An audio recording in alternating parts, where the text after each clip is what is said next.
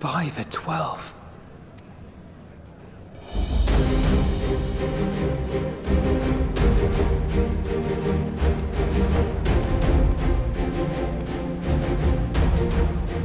Glad you could join us.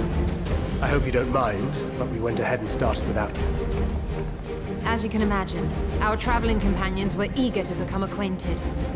'Tis a rare thing indeed to see such a diverse and talented group of individuals assembled for a single purpose. We fight not only for the sake of Eorzea, but for the entire world, including the people of Garlemald. Much rides on the efforts of the Ilsabard contingent. Indeed, which is why I am glad to find myself in the company of many trusted comrades, yourselves included. Lucia! I have come at the behest of Lord Emmerich, who has honored me with the role of Ishgard's representative. And for the good of all nations, not least my former homeland, I am determined to see this mission through to its end. We have a hard road ahead of us, but walk it we shall, together.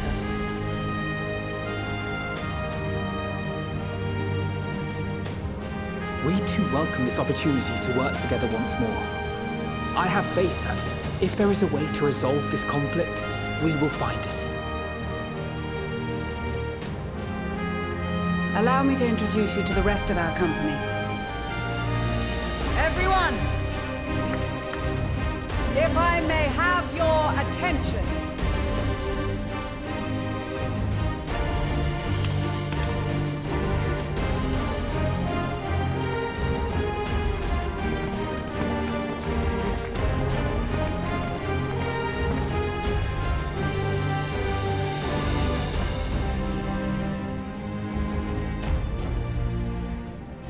Might I ask you to speak first?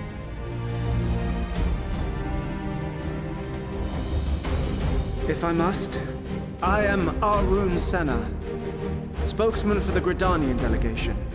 Here on behalf of my esteemed sister, the Elder Seedseer, we shall provide support and protection to those in need during our time in Garlemald. To that end, I am joined by healers selected by the Conjurers Guild, with the Order of the Twin Adder's Finest serving as our escort.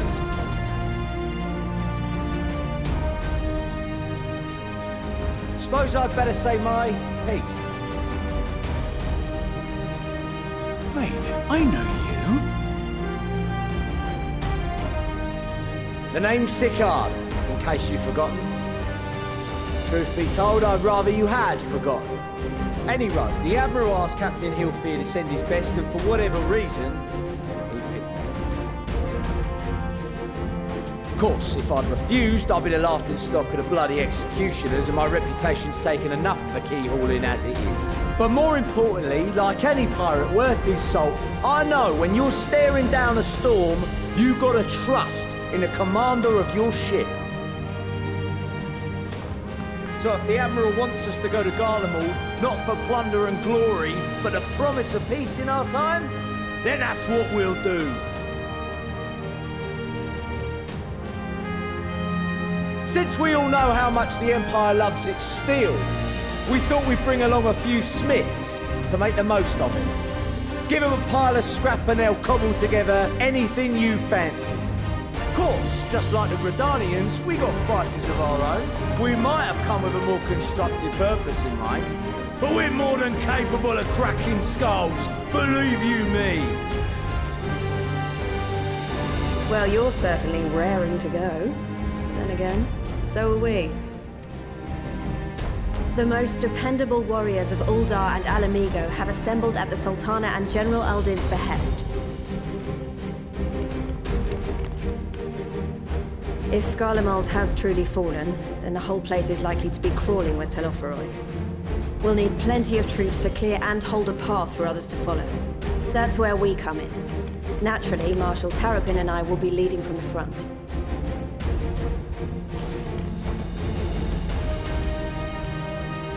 It's been some time since I last saw you in your element on the battlefield. From what I've heard, you've become pretty fearsome yourself. Master Matoya, the Avatar of Destruction.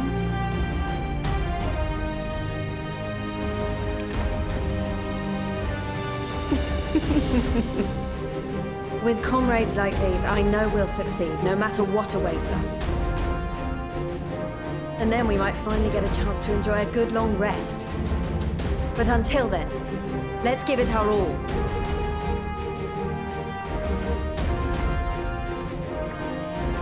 As for Ishgard, we Temple Knights have come in force to uphold our nation's commitment to the peace and welfare of our allies. The bitter cold of Garlemald is a formidable enemy in of itself. Our experience fighting in ice and snow will prove invaluable in the days ahead. Accordingly, I have been designated commander of the Ilsabard contingent. I will do all in my power to provide you with the leadership and guidance you require. The four high houses, House Hylinart foremost among them, have arranged for a host of machinists to join us on our mission. Their knowledge of Imperial Magitech is sure to be a great boon. They will address any problems of a technical nature, together with the smiths of Limpsa Lomitsa. There is another awaiting introduction. Lord Emanolain! Ah, yes. Emanolain de Forton, at your service. Though, lest there be any misunderstanding, I should stress that I've not become a fearsome warrior while you were away. Rather, far from it, actually. My brother, in his infinite wisdom, decided this would be an excellent chance to make something of myself. Oh, and fight for world peace and all that.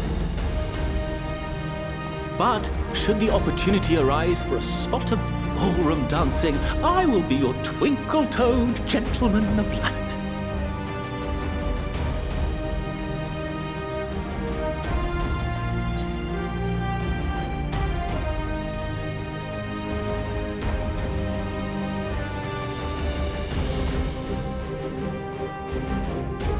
Huzzah! I cannot wait to regale Honoroa with my tales of derring-do. I believe that concludes introductions for the Grand Company of Eorzea. Our allies from the Eastern Alliance were due to arrive some time ago, but it would appear they have been delayed. Would that be the shinobi of Doma? Actually, they've been tasked with relaying messages back and forth between the various Eastern nations. According to Lord Hien, however, an equally capable company of warriors has been sent in their stead. Out of my way, you preening fool!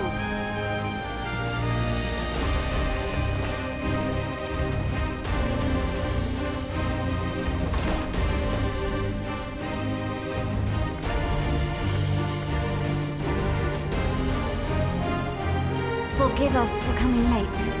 We are the delegates of the Eastern Alliance. Cyrena, and you've brought company. For battle and blood we come, as a step is sorely lacking in both. No towers befoul our lands, so we marched on those of Doma, only to find them beyond our reach. But now our thirst for slaughter will be slaked. No quarter to the enemy! Sadu Hatun, no. We go to make peace with the Iron Men, not war. Warriors of the Steppe, we've heard many tales of your bravery. We welcome you as allies. And these other ones you have brought are... Members of the Dalmascan resistance group, Lente's Tears.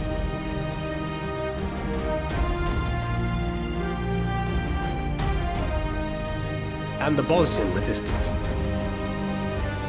Between them, they have a wealth of experience in espionage, and are particularly adept at infiltrating Imperial facilities, which is fortuitous, since Garlemald's domain is so vast that I could never hope to handle reconnaissance duties all by myself. Dalmasca, Bosnia, Alamigo. All lands which have suffered the tyranny of the Empire. I would never presume to question your motives. Nevertheless, I must reiterate that our goal is to aid the victims of the Telophoroi, the common folk of Garlemald. And they are victims, make no mistake. Though I understand that many may struggle to see them as such. You're more right than you know. For every one of us that answered the call, there were a dozen that refused. Not only in Alamigo, but everywhere we went. And who could blame them? The Empire's always been the enemy. But after seeing what we've seen, fighting and working against and with Garleans, there's no denying the simple truth. They're just people. No different from you or I. They've got their share of liars and murderers, but so do we. So do we all. Fordola, who once swore herself to Garlemald, has proven herself a trusted ally time and time again.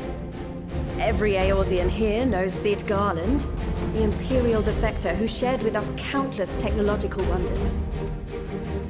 Gaius bloody Baelsar himself is working to help rebuild Werland, a nation he once conquered.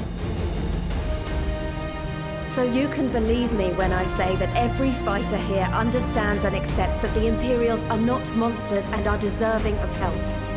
Or at least that they were able to put aside their feelings for the greater good. It won't be easy, but we're all determined to make this world a better place.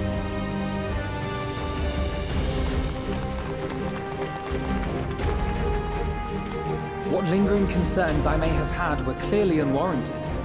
I agree with everything you said wholeheartedly. Then we are in accord. Now, let us review our strategy. To reach the Garlean capital in northern Ilsabard, we must cross the central mountain range. Fortunately, Garland Ironworks can provide aerial transport, sparing us this most treacherous part of our journey. However, attempting to fly any closer to Garlemald would attract the attention of the Telophoroi.